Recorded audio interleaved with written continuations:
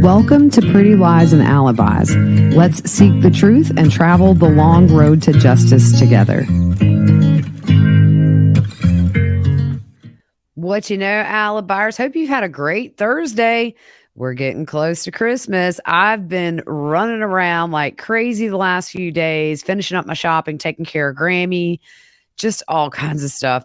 So, yeah, I'm going to be sliding into Christmas morning, like barely making it, but I will make it. Grammy's going to be here Christmas Eve to stay a couple of weeks. She will be making a little guest appearance. I told her she had to if she wanted to stay here, and thank everybody for their well wishes. So thank you guys a whole lot. Okay.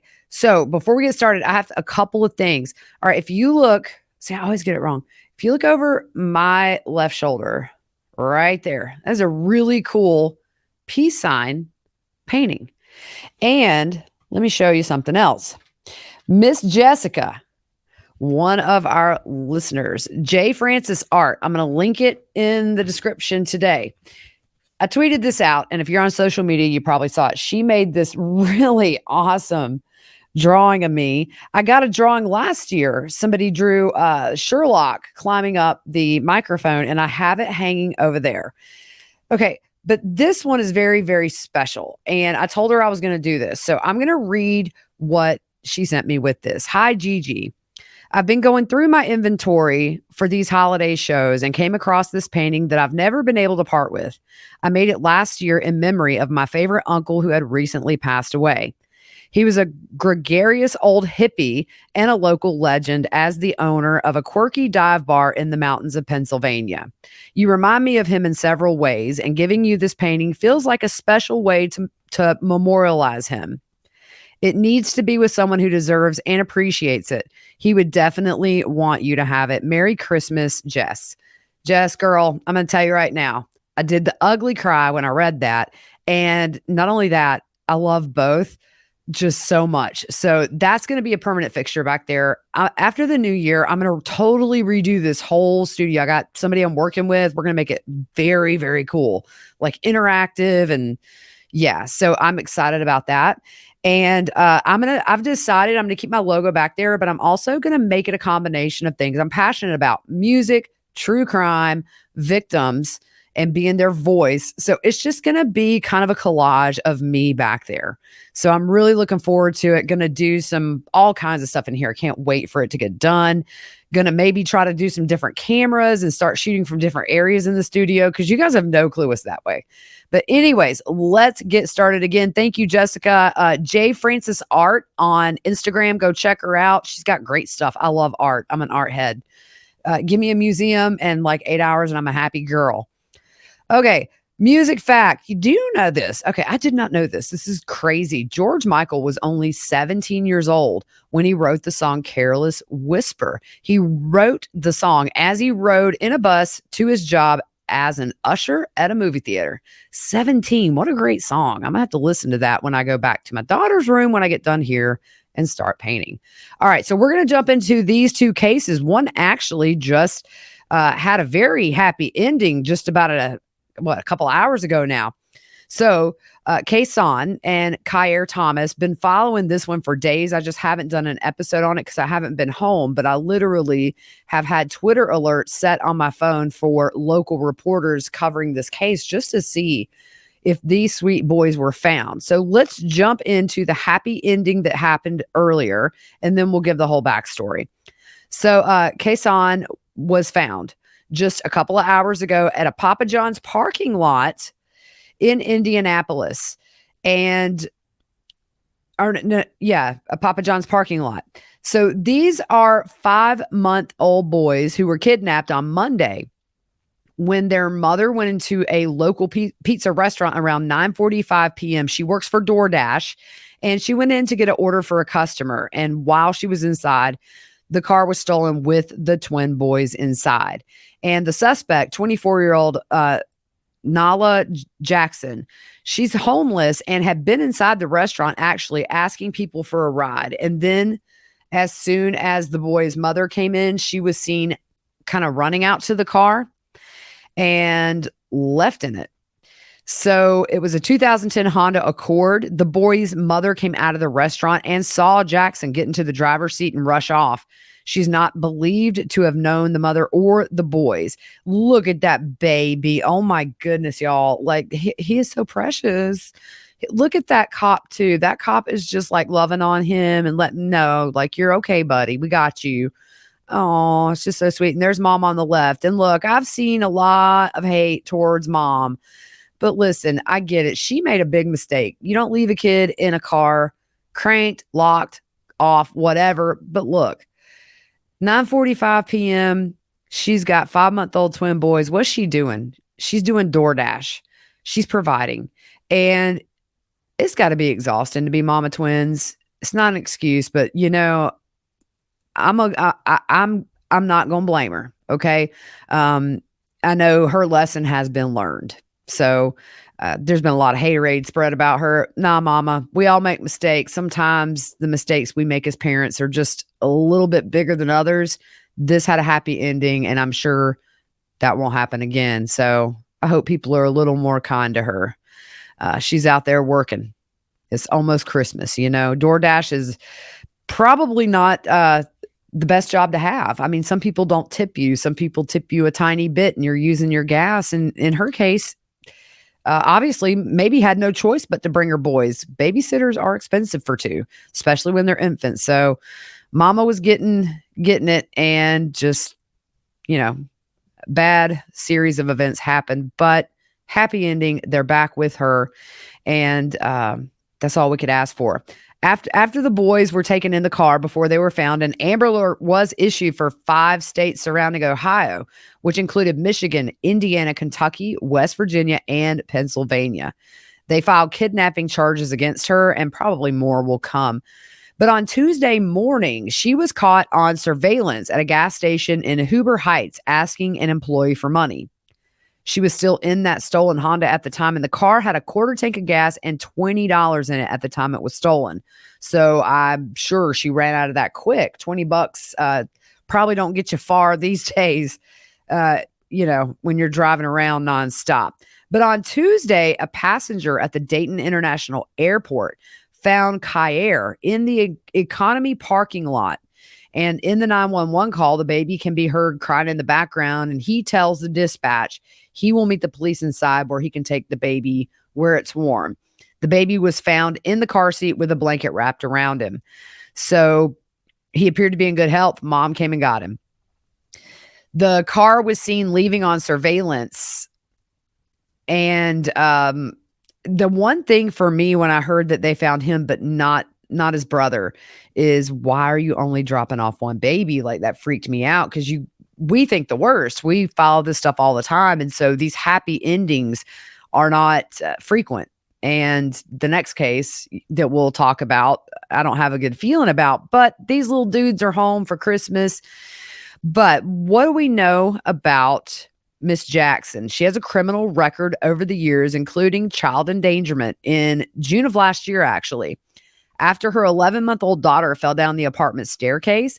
And when medics came to the house, she wouldn't respond. So they had to force their way in the home, and she was found in the back bedroom. Ultimately, she served 13 days for that, and she got 2 years of probation, which I assume is still active now. So that's going to be, kidnapping charges are huge, but that's going to add on to it. Then in September of last year, she fled on foot with her children during a supervised visit because they were in emergency custody. Police followed her for several blocks before she got in a car with someone, and they told her to get out after police told the driver, if you leave with her, you're committing a crime. So it's funny because down here, I have the tip line number. Don't need it anymore. Thank goodness. Those sweet babies are with their mama. They are precious, y'all. Look at that little face. Oh my gosh. Look at them. They're so cute. I love little babies. I miss babies, but I don't miss like every 2-hour feedings either. And now it's time for a word from our paid sponsor of the week, Wondery by Amazon. Scamfluencers is a podcast from Wondery that tells the unbelievable true stories behind some of the world's most infamous scams, swindlers, and con artists. Recently, they covered the rise and fall of Martin Shkreli, who gained prominence in 2015 when his pharmaceutical company raised the price of a life-saving drug by 5,000%. Hailed by Wall Street, but vilified by Main Street, the ensuing scandal garnered attention from the federal government. And they soon learned price hikes were only the tip of the iceberg, and Shkreli had even deeper secrets he was hiding. Charges were filed, but the arrogant Shkreli would not go down without a fight. I love this podcast because it exposes the scams that many people fall victim to, and it also brings awareness to the scams we have no choice of falling victim to, such as the pharmaceutical scam with Martin Shkreli. It helps me protect the people I love by exposing scams from social media influencers, fashion, finance, health, and wellness scams that are far too common in today's online world. You should listen too, because at the end of the day, if you're online, you're at risk. Follow Scamfluencers wherever you get your podcasts. You can listen ad-free on the Amazon Music or Wondery app. All right, so we're going to jump over to the Madalina Cojocari case. Another case, y'all, where we're seeing this a lot more frequently, at least to me we are, where kids are missing and they're not reported missing for weeks, months, years. Look at Harmony Montgomery. 11-year-old Madalina was last seen at her home in Cornelius, North Carolina, which is about 20 miles north of Charlotte. I know where Cornelius is. I've been there several times. On November 23rd. She hasn't been seen or heard from since. Little discrepancies in when she was last seen, but we'll walk you through them. But yesterday, police released surveillance video from the middle school bus, which shows her arriving at her home bus stop on November 21st at 4:59 p.m. She seems nervous to me. It could be just hindsight and knowing what we know. But if we watch that again, if I can get it to come back up, her body language to me, just she's fidgety with her hair, kind of looking not so sure. You know, this is probably Thanksgiving break. So most kids are ready to go. I don't know. It's just something about that video that she looks nervous. Her mother, Diana, who's 37, and her stepfather, Christopher Palmater, I believe he's 60, were arrested on Saturday for failing to report her as missing. And investigators are hoping to talk to people outside of the family to kind of narrow down the timeline of when she may have disappeared. So she was last seen wearing jeans, pink, purple, and white Adidas shoes, a white t-shirt, and a jacket. November 22nd. Now, this is the day her mom, Diana, initially told police in the report that she last saw her around noon. But later in the report, she changed her story, saying it was around 10 p.m. on the 23rd. But November 23rd, the stepfather said he drove to Michigan, where he has family. And the distance for that is 550 miles, and it takes about 9 hours to drive from Charlotte. Diana says he went on the 24th after a fight they had. And later that morning discovered that her daughter was not in her room, which was about 12 hours later. She didn't say if the last time she saw Madalina was before or after that fight with Christopher. Christopher told authorities he last saw Madalina about a week before he went to Michigan, even though they live in the same house. All this smells so rotten, y'all. November 26th, he says he returned home and asked where she was, and Diana said she didn't know. And she asked him the same question. He says he wasn't told for 3 days after returning that she was missing. Somebody is lying through their teeth. He asked Diana if she had hidden the child, and Diana asked Chris if he had hidden the child. And they both said no. Chris did not report her missing to the police at that time either. He stated he spoke with Diana several times about Madalina's whereabouts over the next 3 weeks. But both stated they did not know where she was, but they did not contact the police to report her missing. Now, Diana has family out of the country, and she said she told them that her husband put her family in danger, but says she did not know what happened to Madalina. She contacted family in Moldova, which is in Eastern Europe. Her family told her to call the police, but she was hesitant. And the reason, get this, y'all, the reason this woman says she waited 3 weeks to report her blood daughter missing, She was worried it would affect her relationship with Christopher. What is up with these women? That's your child. I don't care if it's the child's biological daddy, whoever it is, they come first. If you're worried about that relationship because your child's missing, you with the wrong person. Diana said that Madalina's backpack and some clothes were missing from her room, but says she wouldn't have any friends or family to stay with. They don't have any family in the area. Neighbors say the couple were nice but quiet, and they saw Madalina get off the bus every day. So December 12th, the school resource officer and a counselor pay a visit to the home and December 12th, after not seeing her in school for 3 weeks. They did not make contact with Diana or Christopher at that time, so they left a truancy packet. Truancy is when your kids missed a number of days without any call-ins or excuse given. So December 14th, the school resource officer made contact with Diana and asked her to come in and discuss that truancy package. I mean, parents can get in trouble for truancy. You can get hauled into like family court, I think. Diana agrees and says that she will bring Madalina with her. So December 15th, the next day, they were able to get Diana to come to the school, but child wasn't with her. And she goes on to say she hasn't seen her in weeks and officially reports her missing. That day, Cornelius police and the FBI began the search. Police had visited the home early in the investigation and said there was an area in the kitchen that was blocked off with plywood.